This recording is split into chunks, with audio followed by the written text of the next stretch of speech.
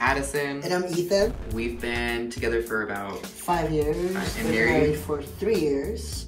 I use they, them pronouns. Being non-binary just means that I just don't identify with the gender I was assigned at birth, and I don't identify exclusively with being a man or a woman. I'm something in between, outside of that binary. My pronouns are he or they. I also identify as a non-binary. To me, being a non-binary means having the sense of freedom to explore my gender in whichever way I want. I don't have to perform or pretend to be someone that I'm not. I can be my authentic self. It's really important for us to share more information with people because people are curious and they want to understand, but sometimes they don't always have the opportunities to do that. This is a hot topic. Yes. That's a good thing, right? Yeah, absolutely. Why is it a good thing?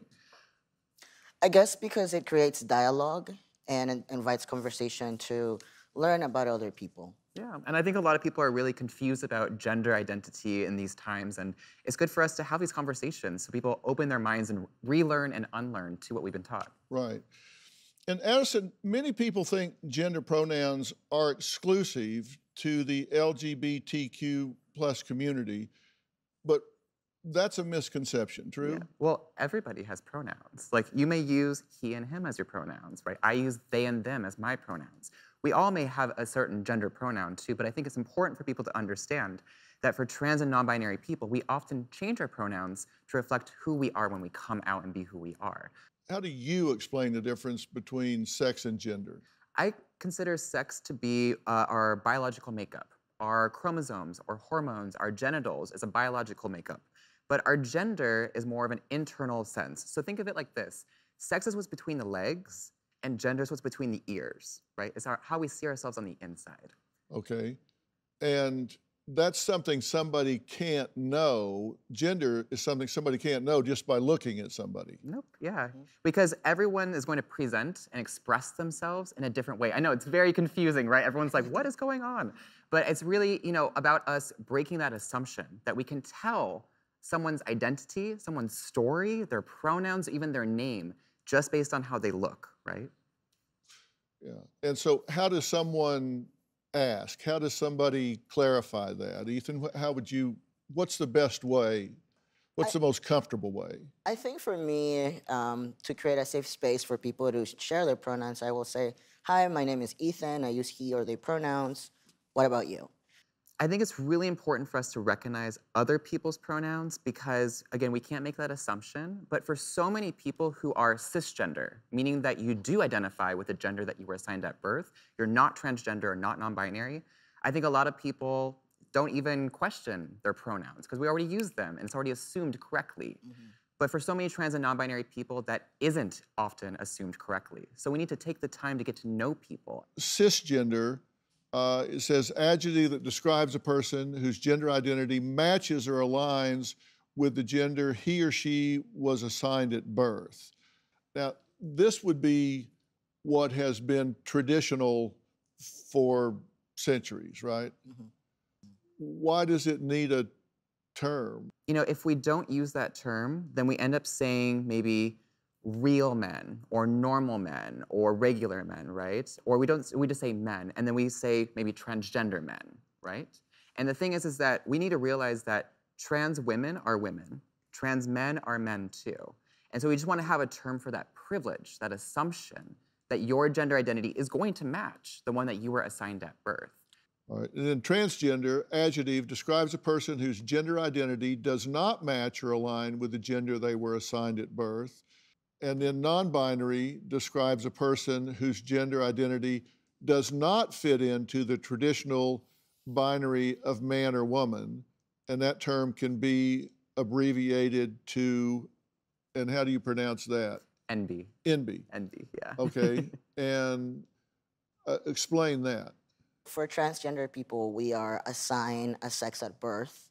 And when we grow up, when there's a mismatch of how we view ourselves and how society views us, then we can choose to, either medically transition or just socially transition or both. My name is Matt Walsh, and I've written a book called Johnny the Walrus. This book is about identity and imagination. He identifies as a walrus, And his mom's a little silly. She takes it seriously and thinks he really is a walrus. So she went on her phone, and there are people telling her that this isn't pretend. He's really a walrus. And his mother takes him to the doctor to have him surgically transitioned and gets him walrus hormone pills, and then eventually tries to drop him off at a zoo to live with other walruses. Not only topping the Amazon charts, my book has taken the world by storm.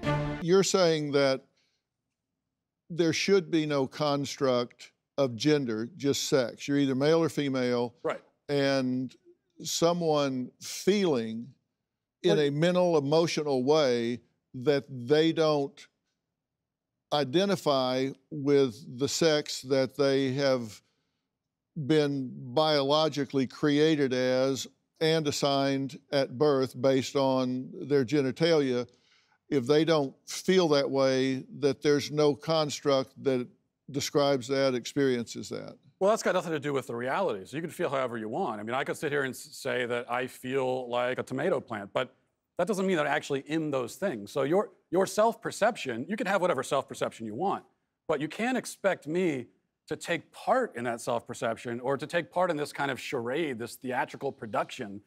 You don't get your own pronouns, just like you don't get your own prepositions or your own adjectives. You know, it's like if I were to tell you, my adjectives are handsome and brilliant, and no matter whenever you're talking about me, you have to describe me as handsome and brilliant because that's how I identify. It makes no sense. You don't get your own pronouns. That's grammar. That's language. So you think it's a delusion? Someone is self-delusional. Yeah, I think it's delusion. It could be a mental illness. It could be it's a lot of different things. With children, wow. You know, there's also just a basic confusion that all kids have. Like that's why when you hear a parent say, "Oh, my 4-year-old son came to me and said that I'm a girl now, and so that's what I'm gonna raise him as a girl." No, you're a 4-year-old. I have 4 kids. When a 4-year-old boy comes to you and says, "Oh, I'm a girl," here's a good follow-up question. What is a girl? Ask him what he means by that. What do you mean by girl? And when you ask him that, here's what he'll tell you. He will tell you what he really means is that he wants to do some of the things that girls do, like play with the dollhouse, or you know, he likes the color pink. That's fine, play with the dollhouse, but you're still a boy.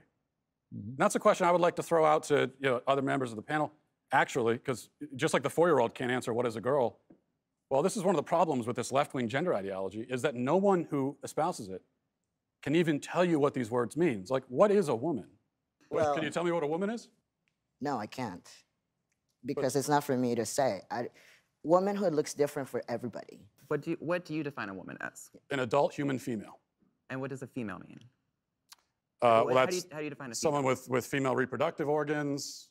Okay. Someone who's, here's the thing, when you're female, it goes right down to your bones, your DNA. So that's why if someone dies, we could dig up their bones 100 years from now. We have no idea what they believed in their head, but we can tell what sex they were because it's ingrained in every fiber of their being. Interesting. So I'm trying to understand.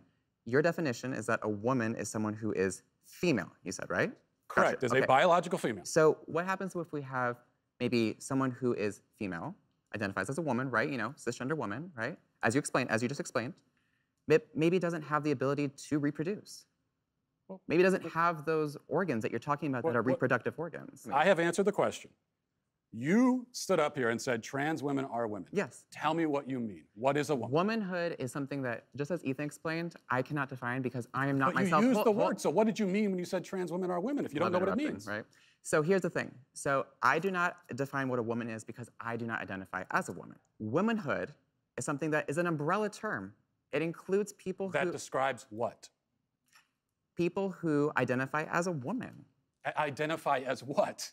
As a woman. What is that? Was to each their own. Each woman, each man, each person is going to have a different relation with their own gender identity and define it differently. And so trans women are women too. Okay.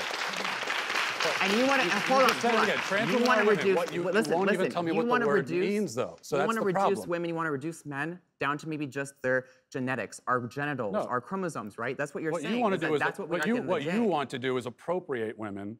You want to appropriate womanhood and turn it into basically a costume that could be worn. I'm really concerned about what's going on in schoolrooms across the country.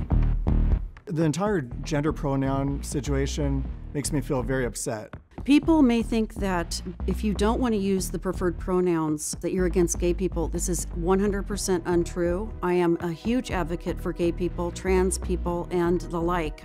Stacy and I both have children in the same school district. I learned that the teachers in my children's school were asking for the kids' preferred pronouns in the classroom. When I heard about this, it was extremely upsetting. Last year, my son was given a homework assignment. I gave an example of a child not identifying with the gender that they're born with. This is an example of a homework that was given to my 8-year-old son. If a student is unsure of their place in the gender spectrum, or is experimenting with different forms of gender presentation, school uniforms can present a real challenge. Oh my gosh. What is gender spectrum? That's a great question. My son was really confused. I feel like I'm ambushed because now I'm explaining to my son. He asked me, what does sexist mean? As a parent, I felt trapped. I felt I had to explain these concepts to my son. I felt like I was whittling away his innocence.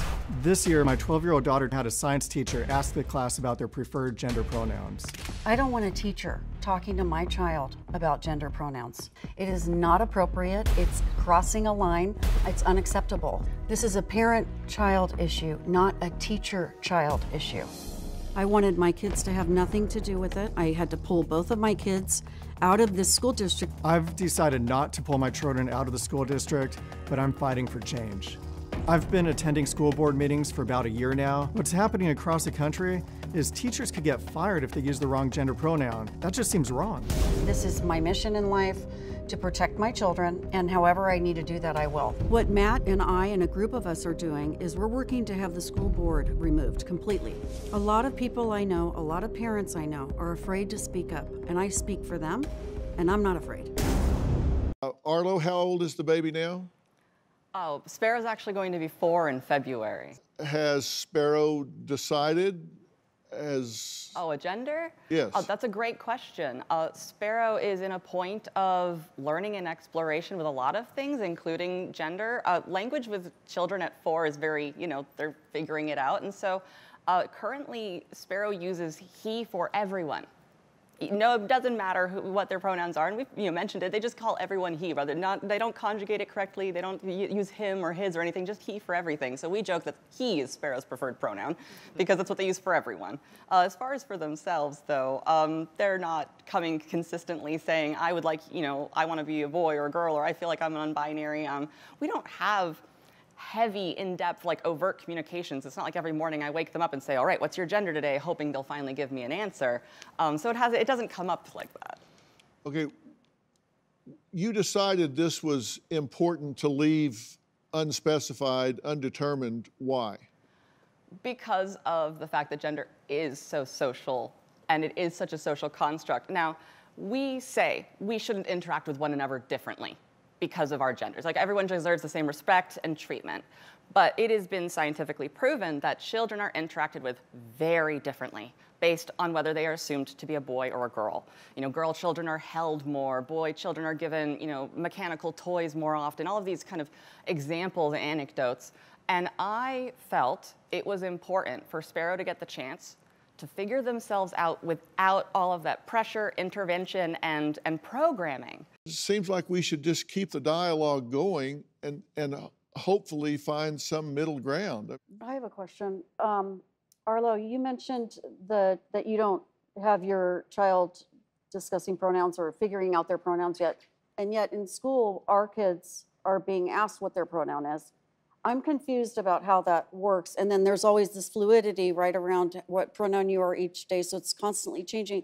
How confusing. I think for what kids. It is, oh, sorry. I think what it is that I sympathize with the hurt and distress that I sense from you all. I also wouldn't want my child to learn things from their teachers at school that were topics I was uncomfortable with or I didn't know how I'd want to talk about them. Your children are going to need to know how to navigate a world in which non-binary and transgender people exist. This is a great conversation to have at home, out of the school. This should not be part of the curriculum.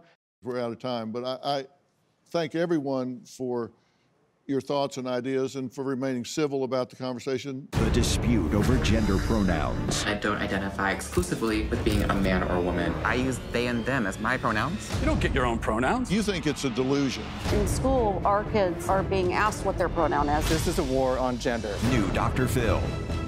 Check your local listings. Do you have a story or a question for me? Click the link in the description and tell me what in the world is going on.